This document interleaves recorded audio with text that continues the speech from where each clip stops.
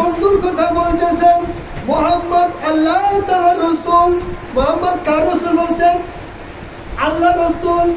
অন্য কোন নবীর কথা বলে নাই, অন্য কোন নবীর কথা বলে নাই। মুহাম্মদ রাসূলুল্লাহ শেষ জামানার নবীর উম্মত তাই বলেছেন। আল্লাহ বলেছেন মুসা আমার নবীর কথা বলে নাই।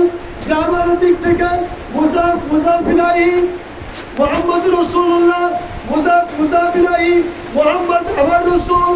এই আল্লাহ পাক রব্বুল আলামিন এই ঘোষণা করলেন।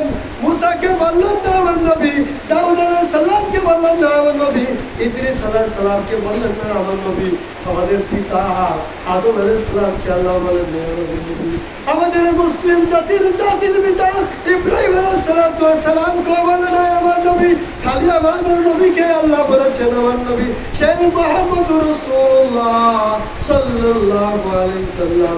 আল্লাহ বলেন মুহাম্মদ রাসূলুল্লাহ আমার নবী এবং তার সহচরগণ কাফেরদের প্রতি কঠোর, নিজেদের মধ্যে পরস্পরকে সহানুভূতিশীল।